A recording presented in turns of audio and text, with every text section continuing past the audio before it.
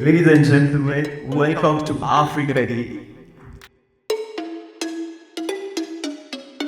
It is the cultural question that actually is going to define the future of the African continent. Sure, we may continue to be regarded as the poorest continent, the most underdeveloped continent, but in all our underdevelopment, people are still copying us. Beyond these questions of, are we underdeveloped? Can we ever catch up with Europe? The question becomes, well, who would we be when we catch up with Europe? Who will we be?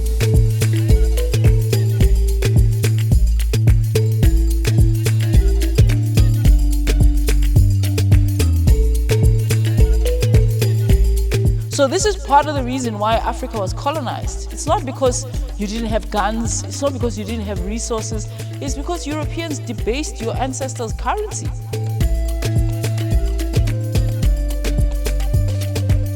Every time you walk past a packet of millet and you say, this is eaten by backward people, sorghum is eaten by backward people, it means you are saying yes to colonialism. You are saying colonialism was absolutely correct because as an African, I cannot choose what I eat.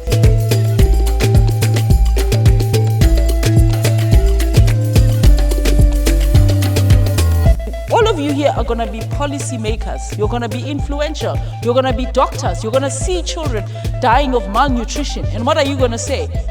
You're going to say, give them maize. Cook more rice. When a child is dying of starvation, the best thing that they could eat is sorghum. Exactly the way that their ancestors ate it.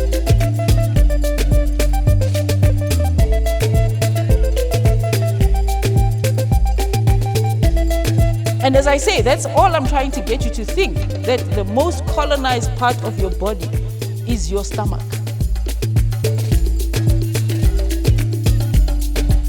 Just to give you a sense of how much the world depends, 2/3 of all the gold in the world that exists today came from South Africa. 2/3.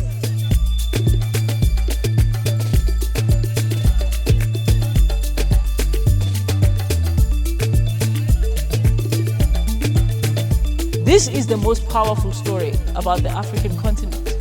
That we had all of these things. We had our own currency, we had wealth, we had all of these. And then somebody just came and said, oh, let's have some fun. Let's confuse the Africans.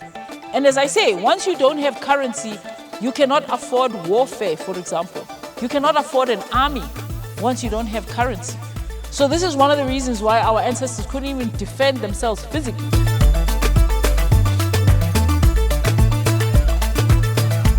So one of the problems with our culture and the way that as Africans we think of our culture is exactly that in trying to defend African culture, we've often made ourselves look like we are trees that have grown out of the African soil.